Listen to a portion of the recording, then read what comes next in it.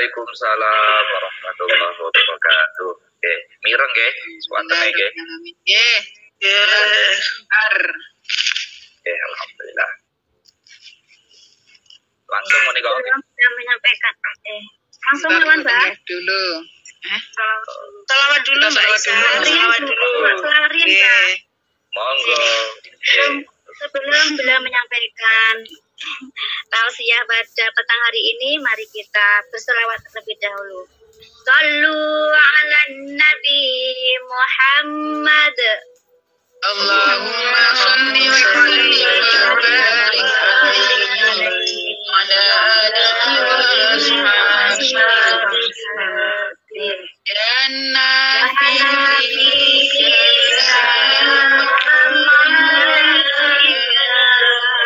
Ya Nabi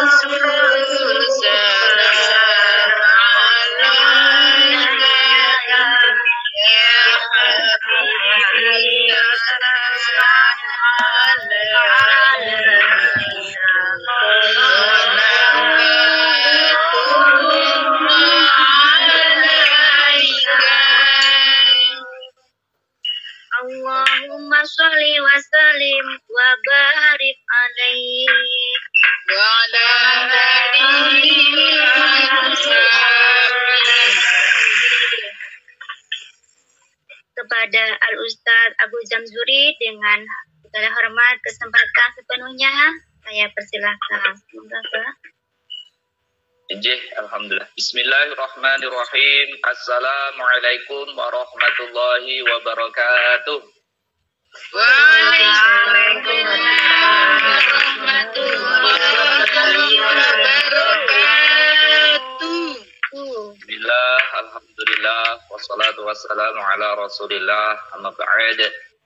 Alhamdulillahilladzi al-qail fi kitabihil karim. A'udzu billahi minasyaitonir rajim.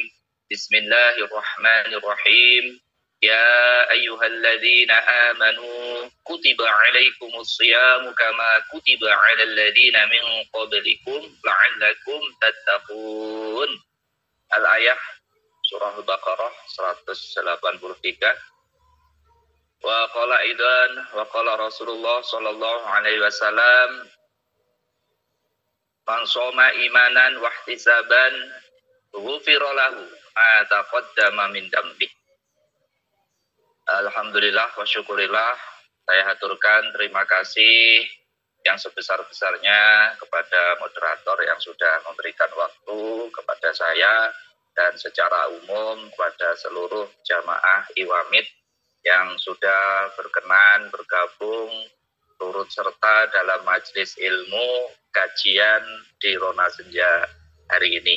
Semoga amal ibadah kita semuanya tercatat sebagai amal yang soleh. Amin Allahumma amin.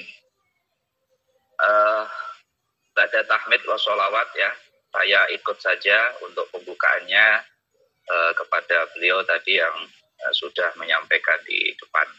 Kita masuk kepada materi, alhamdulillah materi sore hari ini materi yang sangat luar biasa, sangat menarik, yakni tentang asar puasa untuk jiwa dan kehidupan kita sehari-hari. Nah, sebelum kita sampai kepada pokok atau topik pada sore hari ini, monggo sareng-sareng kita senantiasa memperbaiki niat kita, mengevaluasi puasa kita. Ini sudah masuk pinten Bu nggih? 11 hari nggih leres napa 12 niku? Boten ngitung. Pinten 12. 12 nggih. Boten krasa sampun 12 hari kita insyaallah menjalankan ibadah puasa.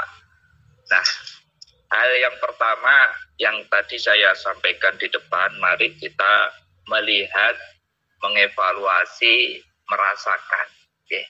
Kita ini berpuasa kurang lebih yang sudah kita laksanakan 11 dan sedang kita laksanakan yang ke-12 ini, yang akan bisa merasakan itu adalah diri kita sendiri. Kula panjenengan, manah kula panjenengan ini coba kita rasakan. selama kurang lebih kita menjalankan puasa 1 sampai 11 dan sekarang 12 ini, kira-kira di dalam manah penjenengan itu bagaimana? Ada perasaan yang luar biasa, artinya di luar yang kebiasaan kita sehari-hari. Apakah bulan Ramadan ini, puasa Ramadan yang kita jalankan ini biasa-biasa saja? Nah, ini yang bisa menjawab adalah masing-masing dari kita sendiri. Nah, untuk itu hal yang pertama, kalau kita ini merasakan bahwa posoku sprene dinoi kok nggak enek perasaan apa-apa ya, saya anggap itu sebagai rutinitas tahunan. Pokoknya dijak poso-poso, diperintahkan kita berpuasa ya kita berpuasa. Apakah hanya itu saja? Nah, itu yang bisa merasakan kembali lagi pada diri kita masing-masing. Nah, saya ingin mengajak diri saya sendiri dan panjenengan sedaya seluruh yang hadir dalam majelis ini, sekali lagi mari kita tinjau asal muasal dari kita ini menjalankan suatu ibadah. Kita menjalankan suatu ibadah itu harus dilandasi sebuah istilahnya kalau dalam bahasa sekarang itu payung hukumnya. Kita ini ada dalilnya, kita ada ugemane, ada pedomannya. Kita menjalankan puasa tidak hanya asal-asalan menjalankan puasa, tapi harus berdasarkan dasar. Dan dasar itu sudah jelas tadi kita sebutkan, ayat Al-Quran tadi surah Al-Baqarah, dan juga perintah itu juga datang dari beliau Rasulullah yang sudah dicontohkan oleh beliau. Sehingga kita sebetulnya dasarnya puasa itu pasti dan jelas. Kenapa? Puasa juga bagian dari rukun Islam. Ketika kita ini mendeklarasikan diri sebagai seorang muslim ataupun muslimah, asyhadu an la ilaha illallah wa asyhadu anna Muhammadar Rasulullah, kita sudah diakui sebagai seorang muslim dan muslimah. Nah, ketika kita menjalankan puasa, maka hal yang harus kita tandaskan, kita betul-betul catat dalam benak kita, batin kita, hati kita, bahwa kita menjalankan ini adalah atas perintah Allah. Ini syariatnya seperti itu. Baru nanti kalau sudah pertama itu niatnya karena Allah, yang kedua ini secara otomatis hati kita ini bergetar ketika mendapatkan perintah berpuasa, dan kita nanti ada rasa kangen untuk menjalankan puasa lagi. Nah, ini sudah masuk wilayah tasawuf. Kalau hati kita sudah bergetar, kangen pengen puasa lagi, itu sudah levelnya sudah meningkat dari yang pertama tadi. Level pertama itu kan karena kita menjalankan perintah. Level kedua ini kita sudah sadar dengan sendirinya. Katakanlah tanpa diperintah pun kita akan menjalankan itu dengan sesadar-sadarnya, tanpa ada unsur keterpaksaan. Nah, terlepas dari itu semuanya, mari kita kaji lagi puasa kita ini, niatnya tadi itu betul-betul sudah kita niatkan karena Allah atau belum. Nah, itu seperti yang disampaikan Rasulullah, imanan wahtisaban. Man shoma Ramadhana imanan wahtisaban, ghufira lahu ma taqaddama min dzambi. Di dalam hadis disebutkan, kita ini disarankan oleh Rasulullah untuk berpuasa itu karena apa dan karena siapa? Pertama, imanan, karena beriman kepada Allah. Kita beriman karena Allah, jangan kepada yang lain-lain. Karena aku mergo isi podo poso, iki mekur kegiatan rutin tahunan, jangan sampai seperti itu. Harus dikuatkan di dalam imanan, karena iman. Kemudian yang kedua, wahtisaban, karena kita itu ikhtisab, mengharap pahala, mengharap ridho dari Allah Subhanahu wa Ta'ala. Tafsirnya seperti itu. Mudahnya itu mengharap pahala dan juga ridho dari Allah Subhanahu wa Ta'ala. Nah, minimal kita meniatkan puasa itu dengan dua tadi itu. Karena iman dan karena kita memohon ridho dari Allah Subhanahu wa Ta'ala. Nah, itu betul-betul harus meresap dalam hati kita. Dan kita sadar mengucapkan itu. Nah, ketika kita sudah sadar nawaitu shoma ghadin an ada'i fardhi syahri ramadhana hadisanati fardholillahi ta'ala, dengan niat karena Allah, kemudian karena mengharap ridho Allah, insya Allah nanti efeknya akan membawa sugesti positif tentang kehidupan jenengan sehari-hari, mulai terbitnya fajar sampai terbenamnya matahari. Nanti seperti itu akan efeknya membawa. Itu secara batiniah dan jasmaniah. Nah, itu yang pertama. Nah, terkait dengan tema pada hari ini, asar. Nah, ini asar. Asar niku napa Bu? Asar niku bisa kita katakan tilas lah, kalau bahasa Jawanya tilas. Bahasa Indonesianya jejak. Nah, bagaimana kita ini berpuasa punya jejak yang baik? Nah, itu akan dilihat dari tanda-tandanya kita sendiri dalam kehidupan sehari-hari. Puasa yang berkualitas, puasa yang mempunyai tilas, yang mempunyai jejak, ya, untuk diri kita sendiri, itu bisa kita rasakan. Pertama, setidak-tidaknya panjenengan manah panjenengan itu ketika berpuasa itu menjadi lebih tentram. Setidak-tidaknya itu. Yang sebelumnya kita ini nyun sewu, ya samalah semua manusia itu diuji oleh berbagai persoalan yang bertubi-tubi. Tidak ada manusia di muka bumi ini yang tidak diuji dengan berbagai persoalan. Pada saat yang lalu kita masih galau ketika diuji oleh Allah dengan berbagai cobaan. Nah, ketika panjenengan masuk puasa tanggal 1 Ramadan kemarin dengan niat yang tadi imanan waktu saban, jenengan itu makin hari makin waktu merasakan kenyamanan, merasakan kerinduan, merasakan ketentraman. Lah, itulah efek dari puasa sudah merasuki jiwa dan ruh panjenengan. Nah, seperti itu. Yang pertama itu apa? Batin kita yang merasakan seperti itu.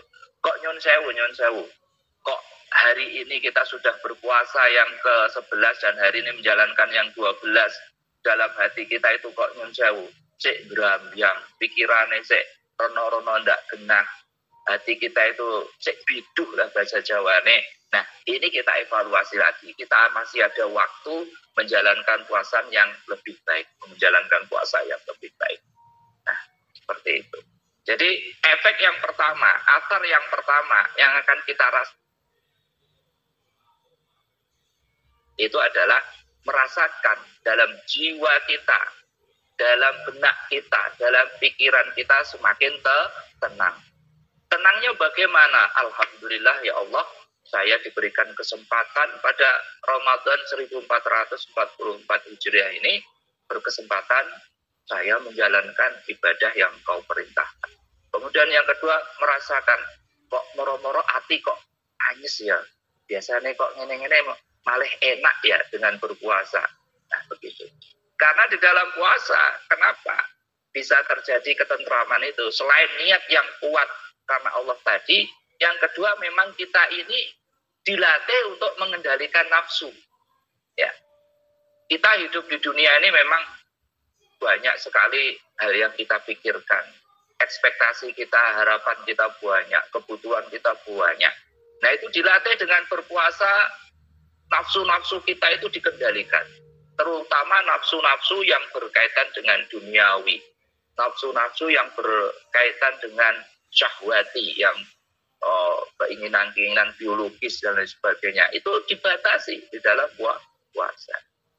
Nah, ini nanti kalau kita berpuasa dengan baik dan kualitas, kita ini sudah dilatih mengendalikan hawa nafsu, nah otomatis kita dalam kehidupan sehari-hari kita akan semakin enak. Jadi kita bisa menyeimbangkan antara keinginan-keinginan duniawi kita dengan harapan-harapan akhirat kita. Di sini akan seimbang. Misalkan beberapa waktu yang lalu kita ini memikirkan dunia itu katakan 60%. Insya Allah dilatih dengan berpuasa ini, ya minimal lah, ya makomnya kita, levelnya kita itu sudah berimbang antara urusan dunia dan akhirat itu sudah bagus. Dan sewu, katakanlah jenengan ini merantau, kita bekerja, itu kita niati ibadah, katakan berapa jam? Oke. Nah, katakanlah kita bekerja 12 jam. Kita niati ibadah, itu juga akan menjadi ibadah kita di dunia dan juga menjadi salah satu investasi pahala kita untuk akhirat. Kemudian itu waktu yang kita sadar ketika bekerja karena niat ibadah. Yang tidak sadar kita memikirkan dunia bisa jadi lebih lagi jamnya, waktunya. Sehingga yang temputi-punti itu lebih banyak lagi. Artinya apa? Waktu kita memikirkan urusan akhirat dan urusan dunia, ternyata selama ini masih banyak urusan dunianya. Dan sewu, katakanlah kita beribadah ngaji mawon. Ngaji Al-Quran itu 1 jam, katakanlah 1 juz lebih sedikit. Itu koyok wis krasane kuwesel. Tapi ketika kita ngerumpi bersama teman-teman, entah itu apa yang dibicarakan, itu kan nyaman saja 2 jam tidak terasa. Nah inilah, berarti kita ini masih belum berimbang antara pikiran kita, tujuan kita ke akhirat dengan tujuan dunia, itu masih belum berimbang. Nah, dengan puasa ini, dengan puasa ini kita dilatih tadi mengendalikan emosi, hawa nafsu, dan lain sebagainya. Insya Allah minimal kita harus berimbang. Harus berimbang antara pikiran kita tentang urusan dunia dan urusan akhirat itu minimal 50%. 50% itu sudah sangat bagus. Nah, memang idealnya itu urusan akhirat itu ya 70% lah, dunia 30%. Itu ideal, itu sudah insya Allah kita pada posisi sangat nyaman nanti di akhirat. Nah, tapi itu butuh kerja keras dan pengorbanan yang luar biasa. Karena yang saya iman kula panjenengan ini kan masih yazidu wa yanqusu. Jadi kadang kita bertambah, kadang kita berkurang. Nah ini kembali kepada pokok kita, dengan berpuasa kita bisa mengendalikan semua keinginan-keinginan duniawi kita untuk akhirat kita yang lebih baik. Nah, jadi efek yang kedua, asar yang kedua apa dari puasa itu? Kita bisa mengendalikan diri.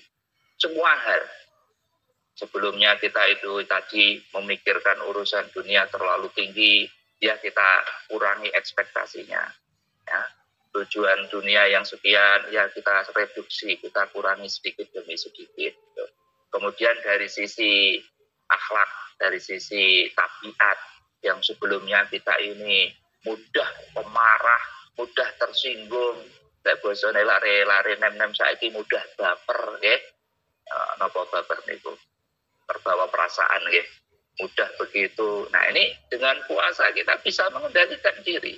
Nah, selama jenengan itu bisa merasakan, oh, aku kok selama puasa ini kok semakin enak ya, tujuan hidupku kok semakin mantap, tujuan hidupku semakin jelas. Aku biasanya sing pengen ngene.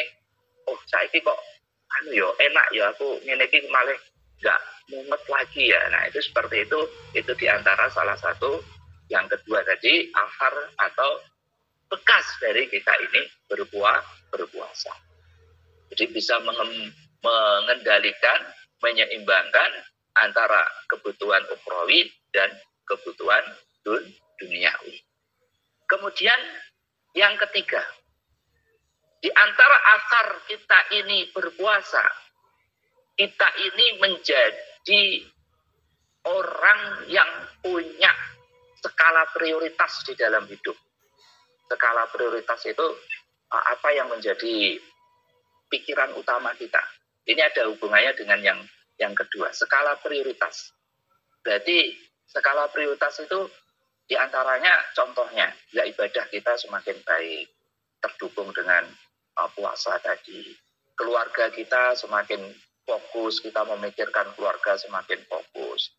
Nah, kemudian yang ketiga, kita ini punya kesalehan sosial.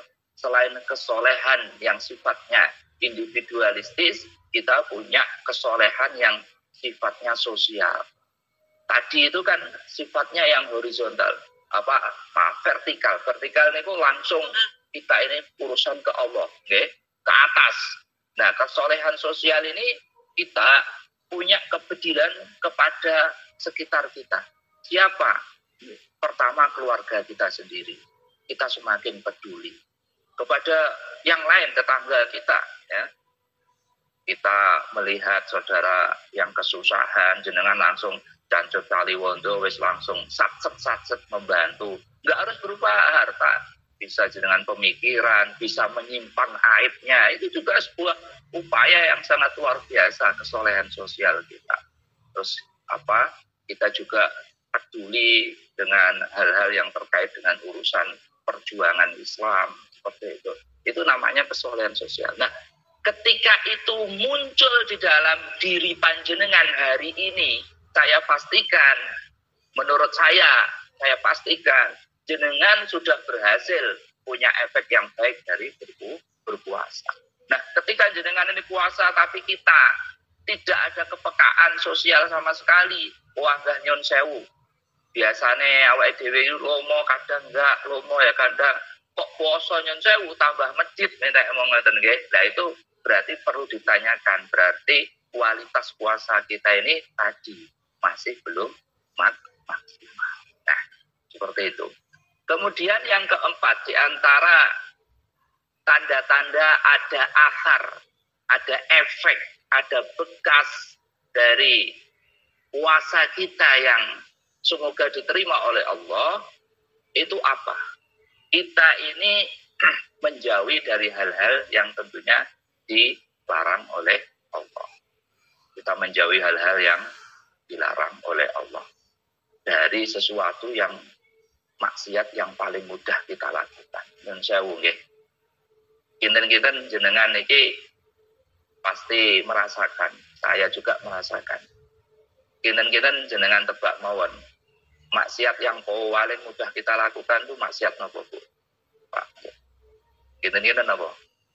Ngrumpi rasa-rasa ngrumpi boten kroso lek niku kadang-kadang ya ora. Oke, cocok ya. Nah, cocok. Nggih, cocok. Itulah kita nggak ada persiapan. Satu sisi kita bisa mengendalikan hati kita, tapi satu sisi kita belum bisa mengendalikan lisan kita. Satu sisi kita belum bisa mengendalikan jari-jari kita di HP. Oh, neng grup misalnya nek hal-hal yang bersifat kena dirasani langsung dikomentari. Kita ini ghibah berjamaah nggak krosoi bolak-balik. Kula nggih ngoten niku sami mawon. Karena kita ini ya di era teknologi ini ada gadget ya, itulah godaannya. Nah, hal-hal yang sifatnya maksiat seperti itu ya kita bisa mencegah dan eling, waspada dengan hal itu diantara tanda-tanda kita merasakan ada efek dari berpuasa. Sebelum puasa kita itu rajin ribah gitu, tapi tak niki pun lekas arpe langsung ditutup mulutnya, tangannya dan dibondo dewe. Nah, contohnya seperti itu. Nah, itu berarti enten efek ketika kita berpuasa. Banyak hal ya, maksiat-maksiat yang bersifat penyakit hati itu disebutkan dalam Ihya Ulumuddin itu banyak banget ya, penyakit-penyakit hati yang mudah kita lakukan, tapi itu dosanya besar. Tadi yang pertama itu apa tadi? Riba, kemudian hasud, ya, iri dengki itu, tajasus itu, ya mengadu domba, kemudian ya kita sering juga ya itu nggak lepas juga riak, ya, pamer, ya, itu seperti itu. Udah sum'ah itu ben dirungokne apik kancane sum'ah. Banyak penyakit hati yang itu sangat-sangat tipis sekali gitu loh. Ketika kita itu terjerumus kepada maksiat apa enggak itu sangat tipis sekali bedanya itu. Makanya ketika kita puasa hendaknya kita betul-betul mengendalikan diri kita. Makanya betul dawe ulama mengendalikan diri dalam puasa itu tidak hanya makan minum, tetapi mengendalikan lisan kita, jisim yang lain ya, tangan, kaki, mata ya, terutama mata. Jenengan mungkin oleh pemateri sebelumnya atau jenengan baca-baca di medsos itu kan pasti sering diingatkan. Banyak sekali orang yang berpuasa tetapi tidak mendapat pahala, kan ngoten nggih. Banyak kita ini melihat seliwer-seliweran pesan-pesan yang mengingatkan kita untuk menjaga pahala puasa kita. Di mana kita ini puasanya banyak, puasa yang hanya menahan lapar dan minum, menahan nafsu, yang sewu, suami istri menahan jima dan lain sebagainya. Tapi hal-hal yang lain kita kebobolan untuk menjaga itu. Ya diantaranya itu tadi. Libah, berkata dusta, namimah, tajasus, sum'ah, riya, banyak. Itu penyakit-penyakit hati yang memang sulit sekali kita terbebas dari itu. Nah, bisanya kita mengurangi lah kita di bulan puasa ini. Nah, ketika, saya ulangi lagi, ketika kita bisa mengendalikan diri dari seperti tadi itu, maksiat-maksiat tadi itu. Nah, insya Allah kita ini berhasil lah puasa kita. Ya, berhasil puasa kita karena kita mempunyai bekas keimanan di dalam kehidupan sehari-hari dari buahnya kita ini menjalankan ibadah puasa. Itu oke. Jadi kurang lebih seperti itu, ada 4 lah asarnya kita ini berpuasa itu. Nah, hal-hal itu bisa kita lihat sekali lagi yang merasakan itu adalah kula panjenengan dhewe. Panjenengan tidak bisa menilai orang, orang pun tidak bisa menilai kita. Yang merasakan adalah kita sendiri. Kita nggak bisa menilai orang itu begini. Oh, si A, Bu A, Mbak A, Pak A, Pak Fulan dan lain sebagainya. Itu loh, puasanya itu betul-betul diterima oleh Allah itu. Soalnya ini, urung mesti sawang sinawang. Jadi sama juga kita. Aku kok ini. Itu juga nggak bisa dilihat oleh orang. Makanya puasa ini pahalanya luar biasa itu kenapa? Karena urusan puasa ini langsung panjenengan kalih Allah. Kalih Allah. Coba. Di dalam puasa itu, urusan puasa itu, bahkan Allah menyembunyikan pahalanya. Karena itu urusan kita dengan Allah. Mungkin yang kita dengar itu tadi, ghufira lahu ma taqaddama min dzambi. Di antaranya fadilahnya puasa itu kita diampuni dosa-dosa yang lalu. Tapi pahala yang luar biasa itu Allah sendiri yang akan memberikan kepada kita, orang yang berpuasa, yang berkualitas dan puasanya benar. Nah, itulah fadilah dari puasa itu luar biasa dibandingkan dengan ibadah-ibadah yang lain. Tuh. Wallahu a'lam bishawab. Kalau kita ngatakan nanti kita kembangkan di sesi tanya jawab mawon itu sebagai pemantik, sebagai mukaddimah dari tema kita atau topik kita yang bertemakan asar puasa untuk jiwa dan jisim, ruh dan kehidupan kita sehari-hari. Dan wallahu a'lam, monggo disambung dengan tanya jawab mawon biar aktual. Dan artinya aktual itu apa yang panjenengan rasakan, ada muskilat yang ingin di-sharing, kersane unek-unek itu bisa keluar.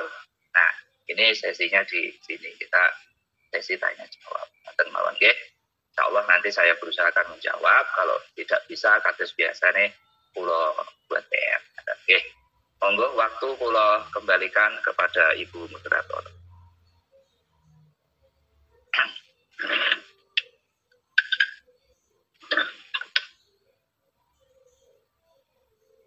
Monggo. Bu Aisyah. Bu Aisyah, kecepet. Nggih, terima kasih kami sampaikan kepada Abah Agus Jamsuri yang telah menyampaikan tausiah tadi ya. Semoga menjadi amalan kita semuanya ya. Menjadi amalan hasanah fitunya hatal akhirah khususnya dumateng keluarga, umumnya dumateng majelis taklim Iwamit on Air semuanya. Amin ya rabbal alamin. Karena waktunya masih ada, monggo jamaah Iwamit yang mau ada unek-unek apa sharing ya, dipersilakan dengan password Rona saja Ramadan kita. Assalamualaikum warahmatullahi wabarakatuh. Waalaikumsalam warahmatullahi wabarakatuh. wabarakatuh. Nggih. Ya bareng Barni kok gantian yo. Ayo Lulu. Lona senja, Ramadan kita hikmat tarbiyah menggapai ridha dan berkah. Allahu Akbar barakallah. Gantian nanti Bu Lulu ya. Nggih, Ngeten Pak. Pada tanglet pas tadurusan niko kan nggih, kita kan mboten gadah wudu. Bukan karena enggak mau wudu, tapi karena memang keadaan yang belum bisa ngoten lah nggih. Nah niku darurat ngoten Pak, mboten enten ingkang nyimak. Ya kita nyimak ngagem napa niku aplikasi ngoten pripun Pak? Kenging napa mboten ngoten. Nggih. Ya, saking Ibu sinten? Nggih, monggo Ibu Lulu. Ibu Lulu, nggih. Ya, assalamualaikum warahmatullahi wabarakatuh. Kalian juga Bapak. Waalaikumsalam warahmatullahi wabarakatuh. Nggih. Iki pertanyaan dan teman. Saya punya teman, tadi nggih, teman itu tidak berpuasa di bulan Ramadan ini dengan alasan pertama nggak boleh sama majikan, yang kedua dia pernah menjalankan puasa, kemudian pas sahur jam 3 itu anak yang dijaganya, anak majikan itu mengikuti terus, terus di situ tuh dia itu merasa kurang nyaman dengan anak itu karena dia sembunyi-sembunyi untuk berpuasa, untuk sahur seperti itu, dan kemudian dia itu mengganggu terus seperti itu. Akhirnya di bulan ini tadi bersama pulau itu dia nggak puasa, terus dia bilang ke saya, terus saya gini, ya kalau memang bisa pindah ya pindahlah untuk mencari majikan yang diperbolehkan untuk puasa. Memang tujuan kita ke sini memang untuk bekerja gitu. Saya cuma seperti itu saja. Terus pripun menurut panjenengan Pak, mohon penjelasannya nanti saya sampaikan kepada teman saya itu. Wassalamualaikum warahmatullahi wabarakatuh. Waalaikumsalam warahmatullahi wabarakatuh. Nggih, 2 pertanyaan dari Ibu Ani Wahyuni dan Ibu Lulu. Nggih, semoga Pak. Alhamdulillah, nggih. Ada 2 pertanyaan. Yang pertama, bagaimana hukumnya kita yang punya halangan ya. Ya, saya katakan itu mungkin pas jenengan haid atau pas ada darurat yang lain nggih. Maksud pun ngaten nggih. Seperti itu, dan kita katakanlah juga tidak punya wudhu, misalkan tidak halangan haid, artinya hadas besar, tapi kita ada hadas kecil, kemudian kita ya ingin membaca Al-Quran. Nah, solusinya yang bisa dilakukan Pak, bukan maos, ngapunten nyimak. Oh, menyimak, hanya menyimak. Menyimak ya. Nah, itu pakai aplikasi yang ada di dalam HP atau misalkan website yang berbasis Android, dan jadi seperti ini. Itu ibaratnya kita ini HP itu ibarat dalam tubuh kita. Itu pulau jelasakan logikanya. Nah, kita ini punya memori, punya otak dalam diri kita. Di dalam diri kita ini ada ayat-ayat Al-Quran seperti tadi simpen jenengan waos tadi kan banyak yang hafal, ya kan, banyak yang hafal. Nah, ketika kita ini pada kondisi santai, kita nggak punya wudhu, kita membaca, mengeluarkan apa yang kita sampaikan dari memori kita. Nah, itu apa hukumnya? Itu tinggal kita berniat saja, oke? Karena dalam hal kajian syariat atau fikih, dalam membaca atau memegang, menyimak Al-Quran itu, kalau kita tidak punya wudhu, ya, alias kita tidak suci, baik hadas kecil maupun hadas besar, yang bisa kita lakukan adalah mengalihkan niat kita. Niat kita itu taklim. Makanya ulama itu ada yang membolehkan ketika kita itu dalam majelis ilmi, niat kita ini untuk belajar Al-Quran. Pada kondisi seperti itu bisa dimaku. Bisa dimaku. Artinya boleh. Gitu. Seperti saya sendiri menerapkan di yayasan, di pondok, di panti Pulau Mriki, seperti itu anak-anak yang berhalangan, gitu ya, anak yang berhalangan dan mereka itu menghafal Al-Quran. Saya niatkan, wes do awakmu moco nggak apa-apa, tapi niatmu benar-benar untuk tolabul ilmi. Begitu. Jangan sekali-kali untuk membaca secara ansih ayatnya. Karena kalau kita membaca ansih ayatnya, kita itu harus mutlak harus dalam keadaan suci. Tapi pada kondisi kita ini, majelis taklim kita dalam konteks pembelajaran Al-Quran, pembelajaran Al-Quran itu masih di makmum. Jadi memang kalau para ulama Syafi'i, Imam Syafi'i, imam kita, itu memang tegas mayoritas itu tidak membolehkan bagaimanapun kondisinya kalau kita ini tidak dalam kondisi suci. Gitu.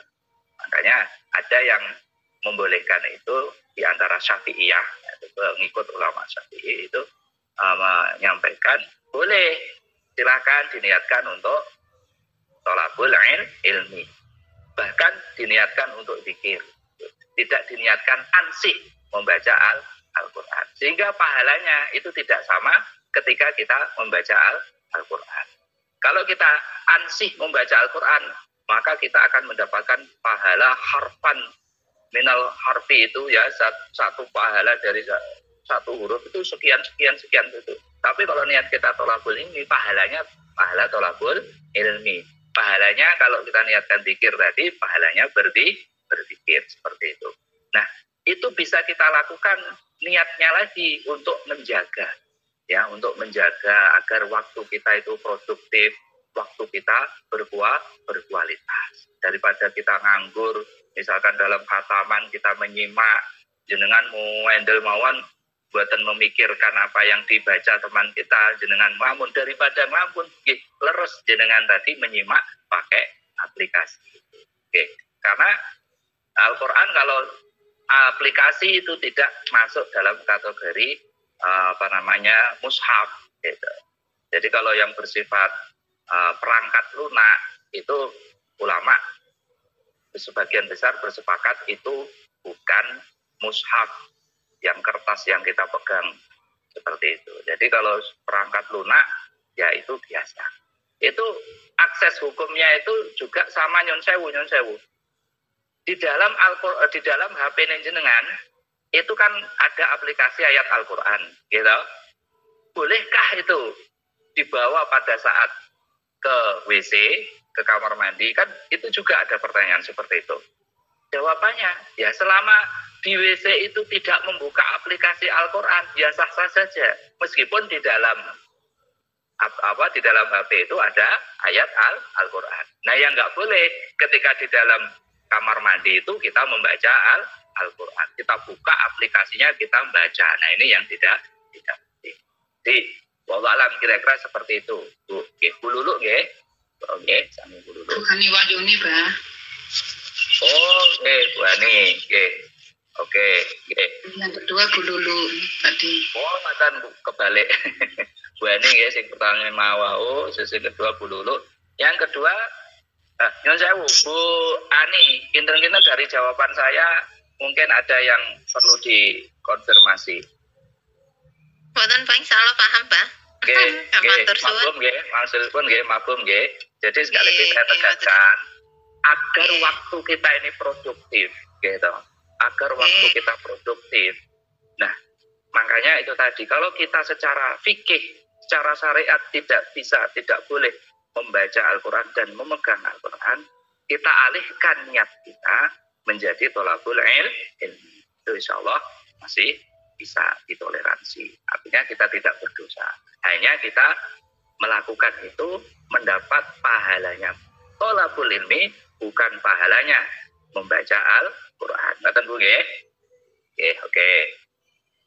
Yang kedua, ada sebuah persoalan di mana ada ibu yang bekerja di salah satu majikan, dan secara umum majikan ini kurang begitu toleran terhadap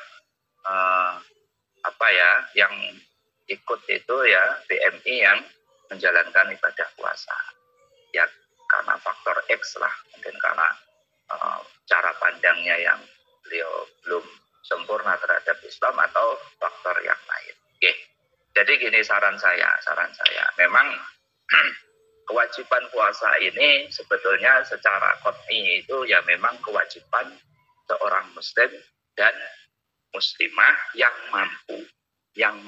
Nah, sekarang yang perlu kita garis bawahi, mampu itu bagaimana? Mampu yang pertama itu adalah mampu secara fisik. Berarti kita dalam kondisi yang sehat. Oke. Kemudian yang kedua mampu secara mentalitas. Mentalitas itu nyuwun sewu, kita dalam kondisi sadar, bukan ODGJ, ya, bukan orang yang hilang akal gitu. Kemudian yang ketiga mampu menjalankan itu didukung oleh sistem, oleh lingkungan yang baik. Artinya lingkungan itu tidak ada yang mengancam dan lain sebagainya. Nah, kalau mbak-mbak yang berada di sana itu kemudian ada ancaman dari majikan ataupun yang lainnya lah, sifatnya threat atau ancaman. Nah, itu ya bisa dikategorikan sebagai sebuah ketidakmampuan. Tapi dalam hal ketidakmampuan ini bukan ansih ya. Ansih itu tidak bisa dijadikan pedoman secara langsung. Karena apa? Karena masih bisa kita atasi. Tadi seperti jenengan memberi solusi, ya selama bisa dikasih solusi atau mencari solusi pindah majikan dan kita bisa menjalankan ibadah, ya sebaiknya pindah. Itu memang solusi yang pertama. Kalau memang nggak bisa dan itu berproses, berproses, saran saya, itu tetap pada posisi berusaha dengan semaksimal mungkin untuk berniat puasa. Karena puasa Ramadan ini kan tadi saya sebutkan itu urusan kita langsung kepada Allah. Orang lain nggak tahu. Katakanlah jenengan pura-pura makan, jenengan pura-pura membatalkan, pura-pura. Itu pun juga bisa dilakukan. Tapi kalau ternyata jenengan diawasi betul, kudukon mam tenan, kudukon minum tenan, ayo harus kudu minum. Di sini saya larang puasa, karena nanti kalau puasa nanti kerjanya lelet dan sebagainya. Meskipun kita bisa meyakinkan, saya puasa itu nggak akan lelet kerjanya, tapi karena majikan tuh tipologinya seperti itu harus memaksa kita untuk tidak berpuasa. Yang penting jenengan apa saya benar mengatakan itu yang terakhir, jenengan tetap tiap hari berniat puasa dan tidak berniat membatalkan puasa. Ngoten mawon. Nah, dene kok nanti di lapangan pada saat itu konangan terus kon batal nih, pun itu namanya di bawah tekanan dan bukan dari kemauan jenengan, itu adalah kemauan dari orang lain. Insya Allah niate jenengan sing tetap puasa ini oleh Allah dicatat sebagai amal berpuasa. Insya Allah seperti itu. Nah, konsekuensi hukumnya, dan konsekuensi hukumnya otomatis jenengan juga harus mengganti puasa itu. Ya, mengganti puasa itu. Dan itu termasuk juga karena meninggalkan puasa pada kondisi seperti itu bisa masuk kategori juga harus bayar fidyah juga, bayar fidyah juga. Karena di situ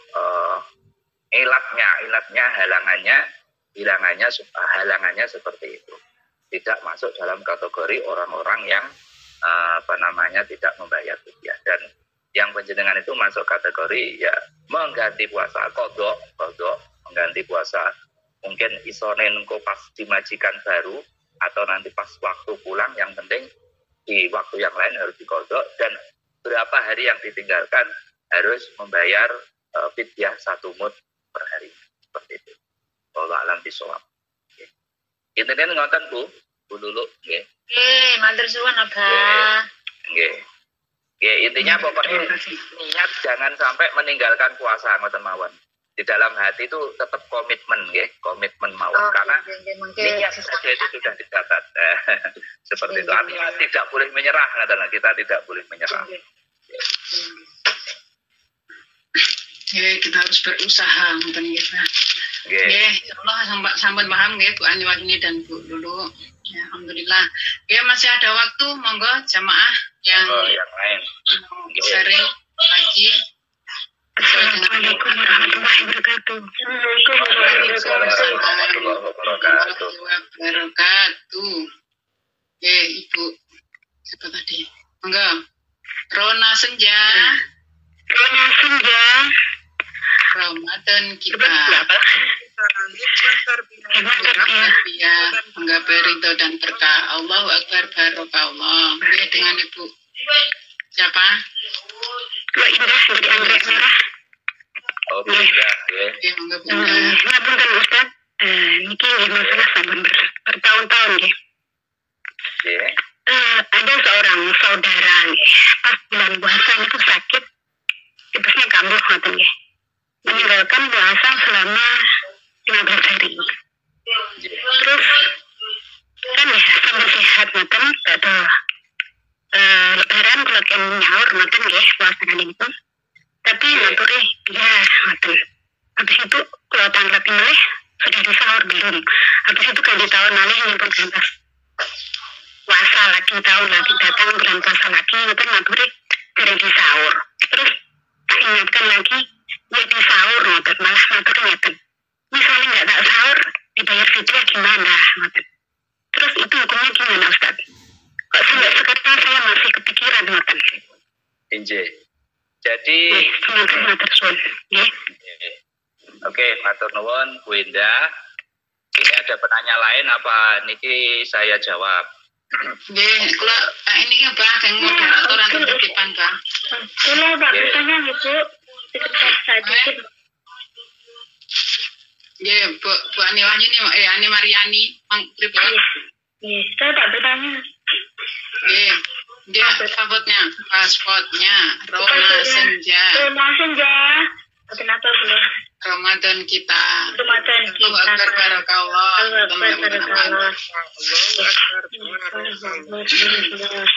Maksudnya Bapak, sesuatu yang masuk ke mata itu membatalkan puasa napa mboten nggih?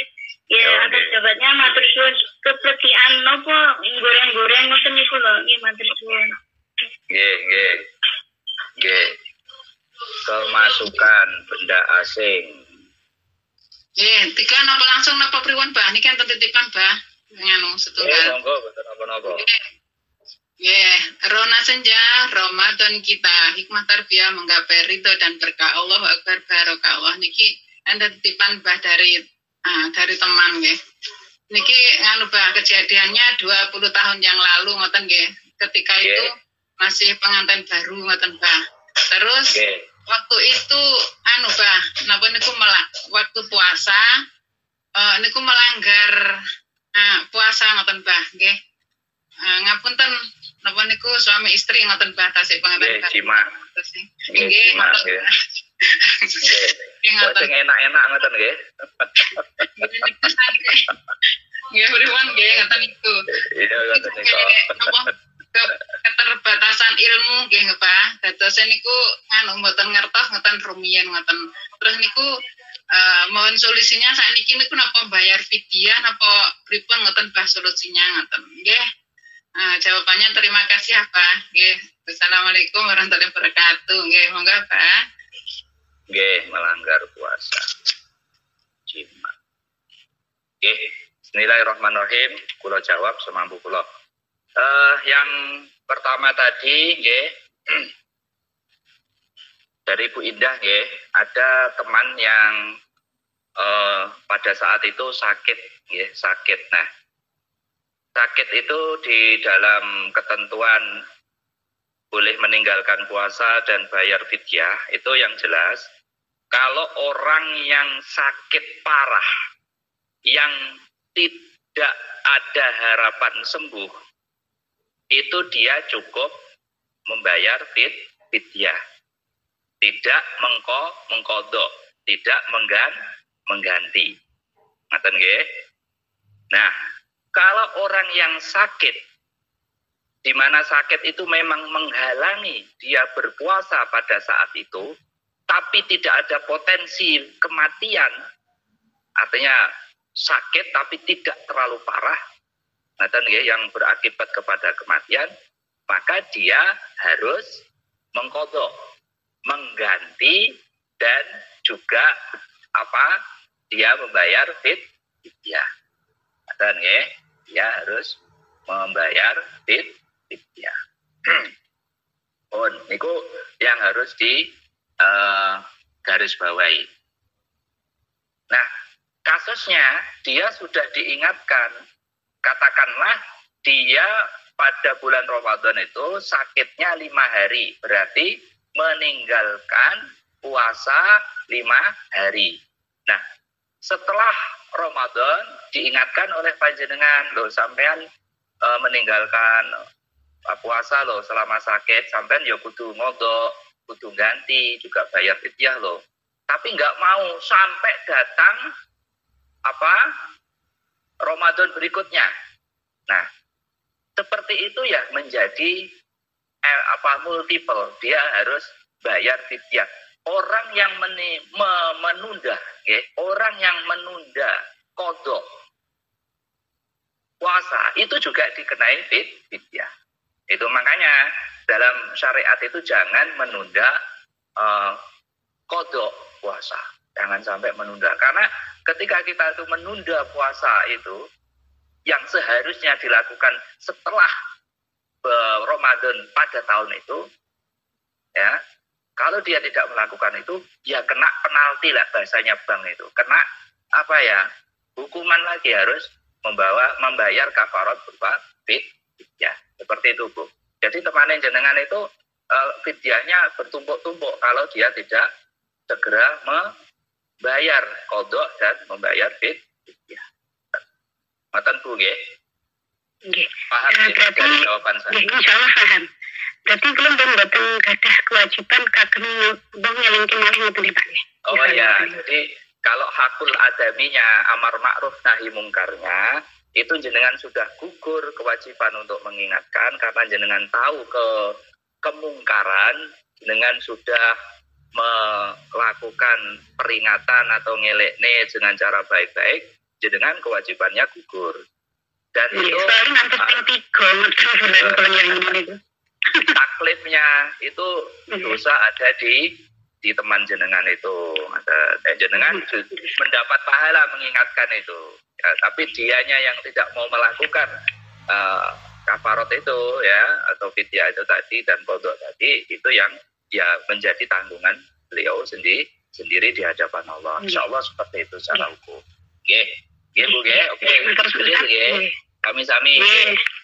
Kemudian yang kedua, bagaimana hukum orang yang kemasukan benda asing di anggota tubuh kita yang bisa kemasukan secara potensi bisa kemasukan ya, dan ini kasusnya di mata ya. Bisa juga kemasukan itu di kuping ya, lewat telinga, pukul dubur dan lain sebagainya. Kalau menurut saya itu tidak masalah. Satu, tidak ada unsur kesengajaan untuk memasukkan. Kemudian ya itu sesuatu hal yang tidak sengaja, dan itu pada kondisi yang darurat. Dan daruratnya gimana? Jenengan naik motor kemasukan niko samber moto, itu juga nggak masalah, tidak membatalkan. Jenengan masak kenging kecipratan minyak di mata, itu tidak ada masalah. Bahkan jenengan itu yang sewu sakit mata sakit mata terus jenengan tetesi obat mata, itu juga nggak masalah. Itu hal-hal yang sifatnya khilafiyah lah di dalam hukum fikih. Artinya tidak qat'i. Tidak qat'i itu artinya semuanya itu tidak sepakat. Artinya ulama itu ada yang lebih fleksibel menjawab itu. Jadi kalau saya ya mengikuti yang fleksibel tadi. Jadi nggak masalah, karena itu tidak ada unsur kesengajaan dan juga tidak berpengaruh langsung kepada puasanya jenengan di mata. Kecuali itu masuknya ke mulut, tidak langsung jenengan keluarkan, langsung jenengan lek, lah itu baru yang bikin kita batal puasa itu. Oke, ngoten nggih Bu nggih. Nggih, nambahi kecat. Niki titil mulut kan kering ya Pak. Tiba-tiba itu titilan mulut itu niki bibir itu ketelan ngoten niku pripun Pak? Matur suwun matur jawabannya nggih. Tiba-tiba dengan sendirinya ketelan ngoten niku matur suwun. Ketelan tuh ya sesuatu yang tidak sengaja itu terlepas dari hukum gitu. Terus jenengan ya berusaha misalkan kemasukan ya arepe ngetokne ya pripun, prosesnya juga ribet kan gitu loh.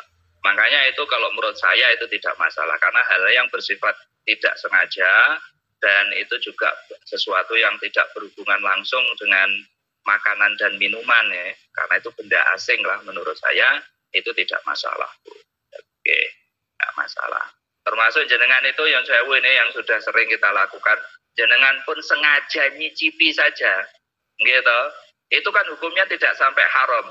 Hukumnya kan hanya makruh, jenengan nyicipi makanan, terus habis itu jenengan buang kan. Itu juga tidak sampai pada hukum haram, tetapi hukumnya di makruh. Jadi nyicipi makanan itu tidak masalah, cuma makruh. Oke. Pripun Bu? Clear? Bisa diterima? Alhamdulillah, matur suwun sangat Bapak. Nggih, sami-sami. Nggih. Kemudian yang pertanyaan yang ketiga atau yang secara urut tadi 5 ya.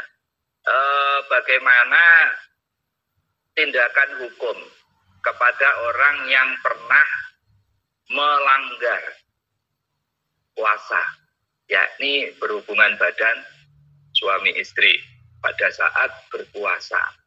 Nah itu. Pada saat itu nggak paham kalau jima itu bagian dari yang membatalkan puasa.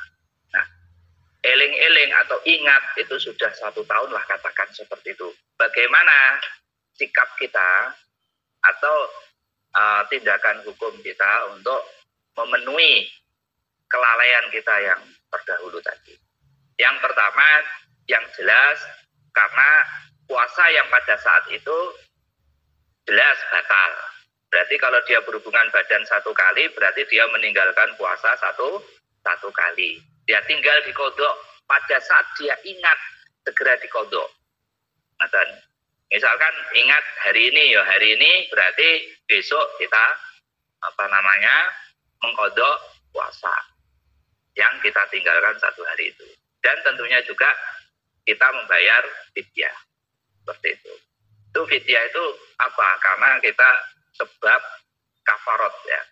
Nah, kafarat orang yang orang yang berhubungan badan itu kan nggak sama itu loh. Artinya nggak sama dengan tadi yang misalkan orang sakit kan itu. Nah, jadi seperti itu ada ininya kafaratnya tersendiri ya. Jadi kan urutannya kalau kafarat orang yang membatalkan puasa baik sengaja maupun tidak sengaja jima tadi itu kan urutannya memerdekakan budak kan ngeten.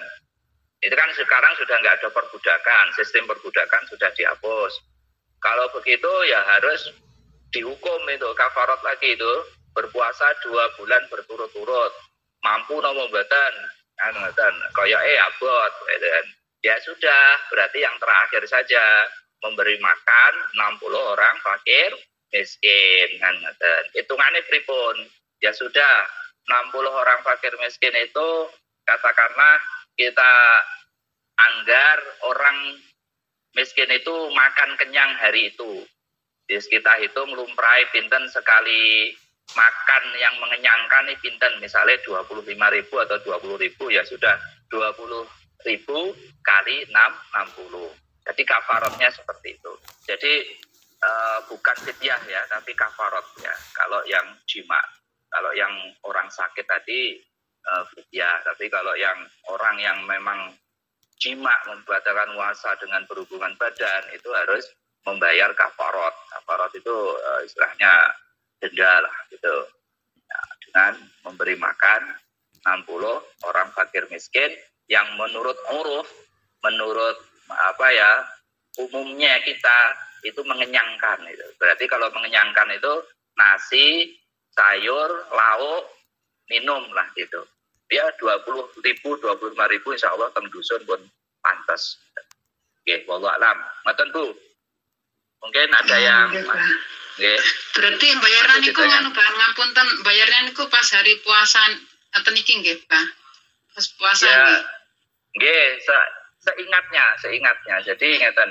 Kalau ngertinya sekarang sekarang berarti bayarnya sakniki. Jadi ketika kita itu nyon sewu kados kita meninggalkan lalai dalam sholat. Misalnya kita sholat itu misalnya nyun sewu subuh niku telat, tangi-tangi pun jam itu kita nggak boleh nunda-nunda kodok.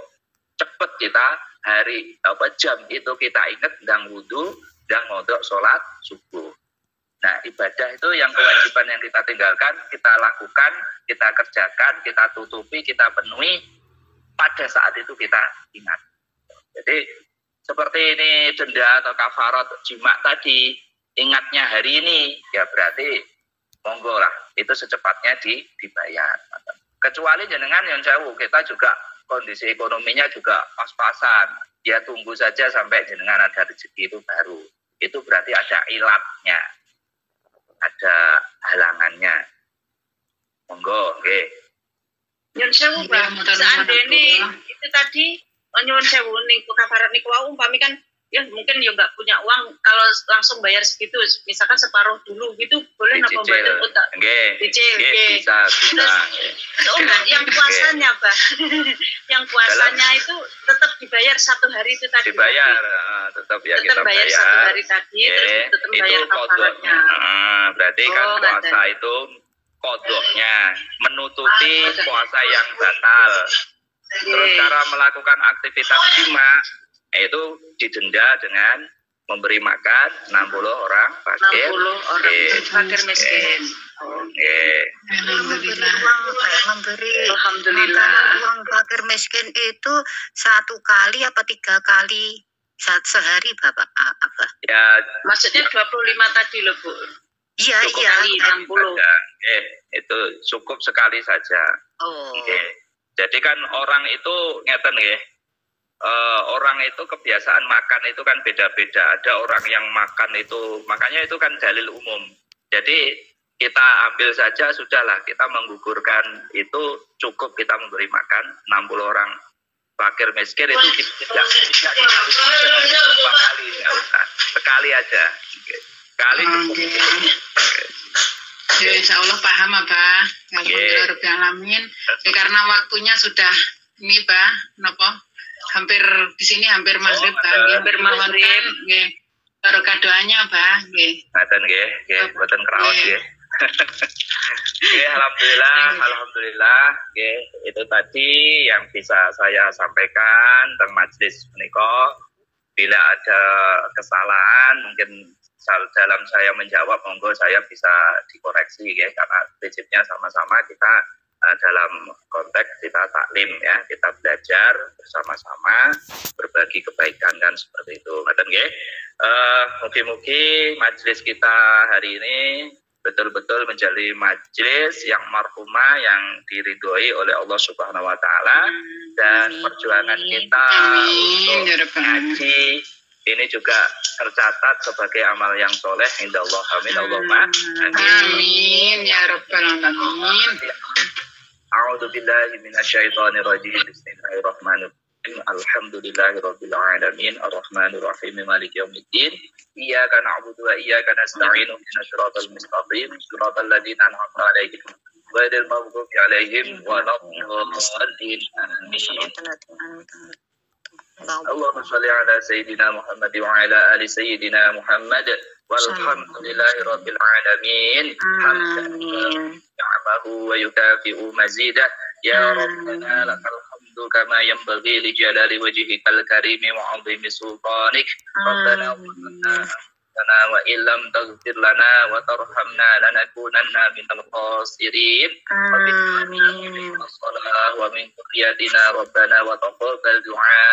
Rabbana salatana wa siyamana wa ruku'ana wa sujudana sirana ya Allah ya arhamar rahimin. Rahmah ya Allah. Rabbana ighfir lana wa liwalidayna warhamhuma kama rabbayana shighara. Rabbana sadrana wa yassir lana umurana wa yassir lana umura jam'iyah wa kullu badatan min lisanina yafqahu qawlana. Rabbana atina fid dunya hasanah wa fil akhirati hasanah wa qina adzabannar. Subhana rabbika rabbil izzati amma yasifun wa salamun 'alal mursalin Walhamdulillahi rabbil alamin. Alhamdulillahirabbil alamin. Oke, Assalamualaikum warahmatullahi wabarakatuh. Waalaikumsalam warahmatullahi wabarakatuh. Wabarakatuh. Alhamdulillah.